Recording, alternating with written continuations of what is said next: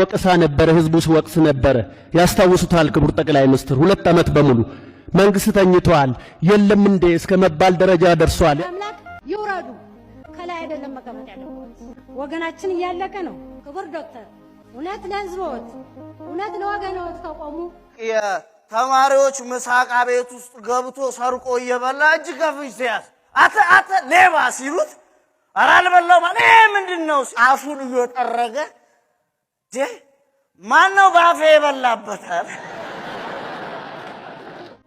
ባለቤቱን ካልናቁ አጥሩን አይነቀንቁም ይላል የኛ ማህበረሰብና ተንቀን ስለሆነ በጣም ይቅርታና ምናጨበጨብበት ጊዜ ላይ ያለን አይመስለኝም እንደ ማህበረሰብ ስናሸንፍ ድል ስናደርግ ያኔ በጋራ እናጨበጭባለን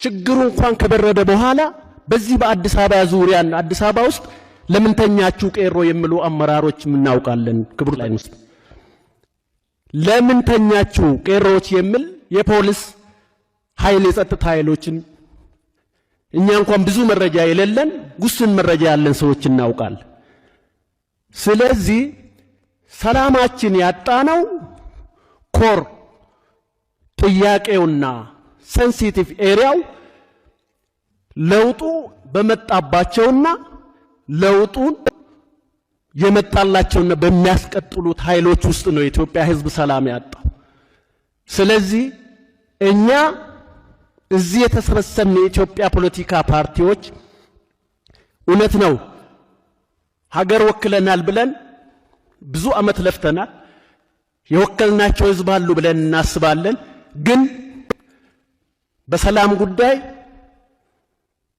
ሰላም እንዲመጣ ብዙ የሰራና አይመስልም ወይ ዝም ብለናል ወይ ደግሞ እኛም እንፈልጋለን ማለት ነው ያንን ወከትና ብጥብጥ በአቋራጭ ስልጣን የመያዝ አባዜ እኔ ለመጨረሻ ጊዜ ይቆማል ብዬ ያስቤ ነበር በጣም ነው ምናዝነው ለተከሰተው ስለዚህ መንግስት እንደ መንግስት ላሳጥርና ብዙ የሚያናግሩን ነገሮች አሉ የኦሮሞ ተረት ሁንደን ዱበተኒ ዱግደን ዱንገተኒ ይባላልና መንግስት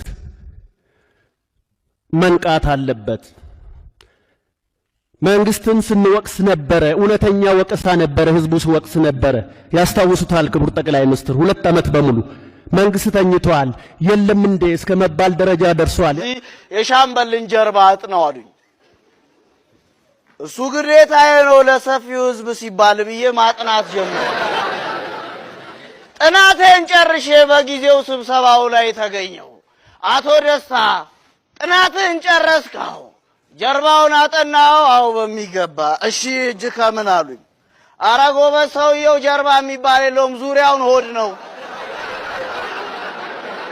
አስታውስቷል እናስታውሳለን ህዝባችን ትክክል ነበር የሚመጣውን አይቷል ማለት ነው እኛም ጮህናል ለምንድነው ምርጫ በሌለበት ሰዓት በኦሮሚያ ውስጥ በበጋ ወራት አዋራ ተነስቶ ሀገር በማይታይበት ሁኔታ ሲቀወጥ የነበረው የምርጫ ካምፔን የለም የምርጫ ጊዜ ቀጠሮ የለም ምንም ነገር የለም እኛ ጥግዘን ምንድነው የሆነ ያለው ብለን እኮ ጥግዘን ፈርተናል ፈርቷል እኮ ህዝብ ስጋት ውስጥ እያለ መንግስት አለኝ ብሎ እኮ ነው የለውጡ መንግስት እኮ መንግስት ነው ህዝቡ እውቅና ሰጥቶታል በየአመቱ ሰኔ በመጣ ቁጥር ለምንድነው ምንቀብረው ለምንድነው ምናለቅሰው ሰኔ 16 በርሶ ላይና በጓደኞቹ ላይ ተጀመረ በአማራ ክልል ላይ ሁለተኛው ሰኔ ሶስተኛ ሰኔ በመንወደው አጫሉ ሁንዴሳ ይሄ የኢትዮጵያ ህዝብ ያውቀዋል ህዝቡ ያውቆታል እኛም እናውቀዋለን ስለዚህ እኔ በዚህ ጉዳይ ላይ ማሳሰብ የሚፈልገው እኛም እንደ ሀገር እቺ ሀገር እንድትቀጥል ከፈለግን የጋራ ሀገራችን እንድትሆን ከፈለግን እኛም ለሰላም ዋጋ እንክፈል ለኢትዮጵያ አምላክ በንጹህ ባንዲራውን በተጨማለቀች ሰው በንጹህ ባንዲራ አምላክ ይውረዱ። ከላይ አይደለም መቀመጥ ያለበት። ወገናችን እያለቀ ነው። ክቡር ዶክተር እውነት ለህዝቦት እውነት ለወገኖት ከቆሙ ከላይ አይደለም መቀመጥ ያለበት። የተማሪዎች ምሳቃ ቤት ውስጥ ገብቶ ሰርቆ እየበላ እጅ ከፍንጅ ተያዘ። አተ ሌባ ሲሉት ኧረ አልበላሁም አለ። ምንድነው ሲል አፉን እየጠረገ ማነው ባፌ የበላበት?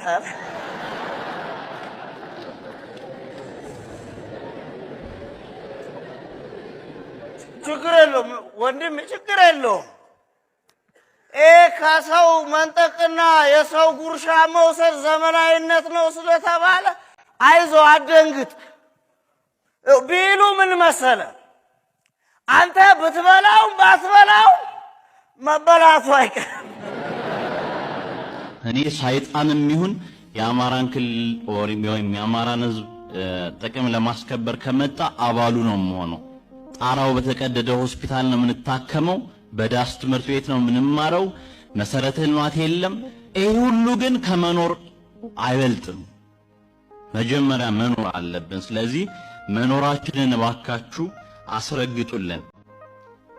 ባለቤቱን ካልናቁ አጥሩን አይነቀንቁም ይላል የኛ ማህበረሰብና ተንቀን ስለሆነ በጣም ይቅርታና ምናጨበጨብበት ጊዜ ላይ ያለን አይመስለኝም።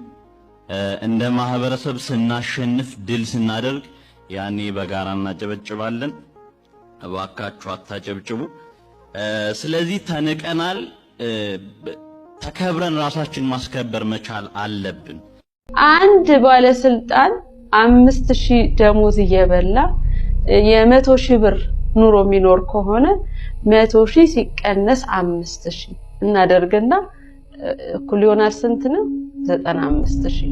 ይሄ ሰውዬ 95,000 እየዘረፈ ነው የሚኖረው ማለት ነው። this much simple እንጂ በተጨባጭ ማስረጃ አቅርቡና እኛ እርምጃ እንወስዳለን ማለት እኛ ህዝብም ፖሊስም ሆነን እንችለዋለን። ድሮ ፖሊስ በህብረተሰቡ ትብብር ወንጀለኛ ያዘ የሚባለውን ገልብጠን ህዝቡ በፖሊስ ትብብር ወንጀለኛ ሊይዝ ነው። ለነገሩ ብንማር መንግስት ማንን ይሸውዳል? የመንግስት ስራ ተስተጓጎለ ማለትም አይደል እንዴ? አሁን በቀደም ከግብጽ ቀድመን 33 ሚሊዮን ቶን ስንዴ አመረትን የሚል ዜና ተመለከትኩ። አላልኳችሁ? አሁንም ቀድመን እዚህ ቀድመን ከሚለው ቃል ጋር በፍቅር ነው የወደቅነው። ብቻ ይሁን ጨለምተኛ መሆን አንፈልግም። አምርታለች፣ ተቀብለናል። ማምረቷ ላይ ጥያቄ የለንም። አምርታለች፣ እሺ አምጡ እንብላው። ከጎተራ እስከ ጠረጴዛ ስንት ዘመን ነው የሚፈጅባት? መንግስትዬ መወያየት ያለብን ጠረጴዛ ላይ ነው አላልክም? ይሄው ጠረጴዛ ላይ ዳቦ ሆኖ ይምጣና እንወያይበት። ሳስበው ግን ይሄን ያህል ቶን ስንዴ ኦቨር ፕሮዳክሽን ተብሎ መያዝ አለበት። እናማ ዜናው ኢትዮጵያን የስንዴ ናዳ ያሰጋታል ተብሎ መስተካከል አለበት። ታዲያ እንደ ራሽያና ዩክሬን መቼ የባህር አሶችን ለመመገብ ታሰበ? ብቻ ዝም ብላችሁ ለፋችሁ እንጂ ህዝቡ ኢኮኖሚውን የሚለካው በኢኮኖሜትሪክሱ ሳይሆን በኪሱ ነው ለማለት። ለምሳሌ ሊያስሩት ያሰቡት ሰው ቅንድቡ የገጠመ ከሆነ ቅንድባቸው የገጠመ ሰዎች ከአሸባሪዎች ጋር የመግጠም እድላቸው ከፍተኛ ነው። ስለዚህ ቅንድባቸው የገጠሙ ሰዎች በሙሉ መታሰር አለባቸው የሚል ህግ ያወጣል። ከዛ የሚፈልጋቸውን ሰዎች ካስቀረ በኋላ የማይፈልጋቸውን ሰዎች ቅንድባቸውን ላሽቶ ይፈታቸዋል። ቅንድብ ስለሌላቸው አንቀጹ አይጠቅሳቸው። ተከፋፈላሉ በቋንቋ በጎሳ አፋሩ ወደ አፋር፣ ኢሳው ወደ ኢሳ፣ ዘር እየቆጠረ ወገኑን ፍለጋ አንዱ ወደ ቆላ አንዱ ወደ ደጋ፣ ኦሮሞው፣ ጉራጌው፣ ሶማሌው፣ አምቤላው፣ ሲዳማው፣ ወላይታው፣ ሀዲያው፣ ከምባታው፣ ትግሬውና አማራው ሄደ በየቦታው ብለው ሲናገሩ ሲያወሩ ሰምቼ እኔ መሃል ሜዳ እንዳልቀር ፈርቼ ጠይቄ አስጠይቄ ዘሬን አጣርቼ እንደ ሰው ልጠጋ ወደ ወገኖቼ በማለት እናቴን አባቴን ብጠይቅ በጣም በመቸገር በጣም በመጨነቅ ዘርህ ውስብስብ ነው አትዘልቀውም ቆጥረህ ባንዳችን አማራ ባንዳችን ትግሬ ነህ ሁለቱ አያቶችህ በግማሽ ጎናቸው ኦሮሞዎችና ጉራጌዎች ናቸው ዘርህ ጥልፍልፍ ነው በስምንት ዘርፉ መለየት አትችልም ብለውኝ አረፉ ታዲያ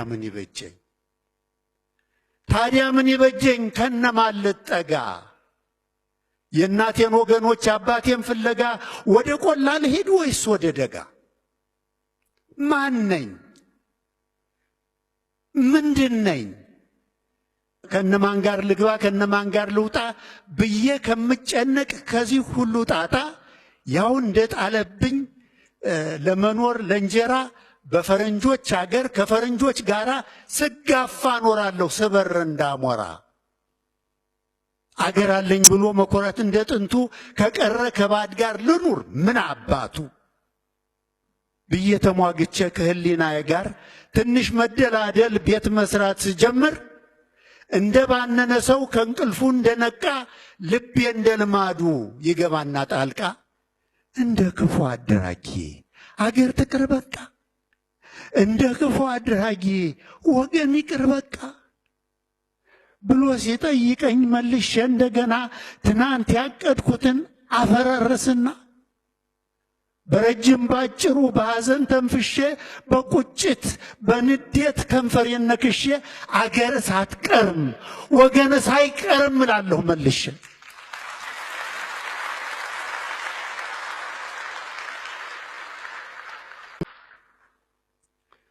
ቢሮጥ ቢንደረደር አኩርፎ ተጣልቶ በአደባባይ ውሎ በጫካ ሸፍቶ እንዴት ይዘልቀዋል ሰው ከጥላው ሸሽቶ ያ መጨረሻ የለውም ማብቂያም የለውም በቃኝንም አያውቅም ስለዚህ ብዙዎቻችን ሁልጊዜ ስንል አይ ዛሬ በዘር ነው የምንጣላው ዛሬ በደንበር ነው የምንጣላው ዛሬ በዚህ ነው አይደለም የምንጣላው የሚፈለግ ነገር አለ ያን ነገር ማግኘት ፈልጋለሁ ሰልፊሽ ሆኛለሁ ያችን ሰልፊሽ ሞቲቬን ለማስፈጸም ግን ወይ በዘር ሄዳለሁ ወይ በጎን ሄዳለሁ I'm using እነዛን ነገሮች as an excuse to take መውሰድ የማይገባኝን ነገር ይሄን እስካወቅን ድረስ እቺኛዋ ቋንቋ ዘር ምናምን የምንላት ነገር አንድን ነገር ለማግኘት ኤክስኪውዝ ነች እንጂ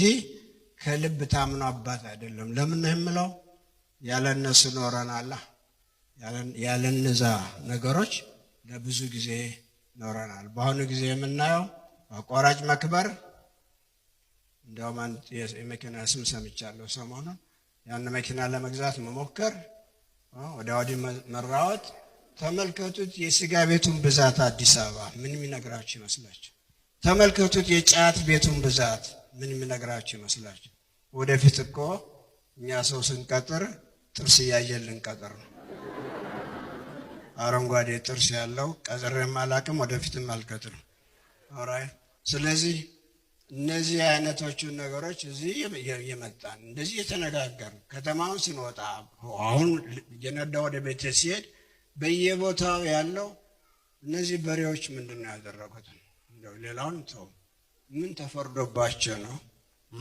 ይሄን ያህል በጥሬ ስጋ አላህ ታንቀልን ሞት የተነሳ ነው it's not going to improve anything at the same time ደግሞ አገራችን ችግር እንዳለ እናውቃለን ወደዛ ችግር ላይ መኖርን እየረሳን እስቲ አሁን ከእናንተ ውስጥ ከአገር ቤት ያልመጣ ማን አለ ኦኬ 9 ደሃ ዘመዶች ያሉት ቢሊዮነር 10ኛው ደሃ ነው ሁላችንም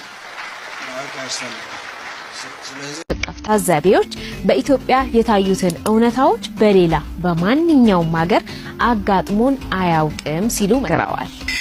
በእርግጥ ምርጫውን እነ ኢጋድና የአፍሪካ ህብረት ታዝበውታል ብቻ ሳይሆን ኢቢሲ ደግሞ አድንቀውታል እያለ ነው። እነዚህ አካላት እውነት ለመናገር አንድ ሀገር ላይ አንድ ወታደራዊ አካል መፈንቅለ መንግስት ቢያደርግ እንኳን ያንን መፈንቅለ መንግስት ከማድነቅ ወደ ኋላ የማይሉ የዲክታተሮች ሊግ ስብስብ ናቸው። ስለ ዲሞክራሲ ካወራን ስለ ዲሞክራሲያዊ ምርጫ ካወራን ግን ጎረቤታችን ኬንያ ልትስቅብን ትችላለች። ፕላስ ደግሞ እንደነ ቦትስዋና ያሉ አፍሪካ ውስጥ ሆነው ትልቅ የዲሞክራሲ ልምምድ ያላቸው ሀገሮች እንደዚህ አይነት ዜና ሲሰሩ ሊስቁባችሁ ይችላል። ዲሞክራሲ ማለት እኛ ሀገር ውስጥ በፍጹም ያልነበረ አሁንም የሌለ ምናልባት ወደፊት ሊመጣ ይችላል ብለን እንደ ክርስቶስ በተስፋ የምንጠብቀው አይነት ጉዳይ ነው። ሴንስ አድርገነው አናውቅም። የለም ኢትዮጵያ ውስጥ ምርጫውን እነሱ ታዝበውታል፣ እኛም ታዝበነዋል። ምርጫው ላይ የነበረውን ትዝብቴን በሌላ ቪዲዮ ከትላንት ወዲያ አጋርቼ ነበረ።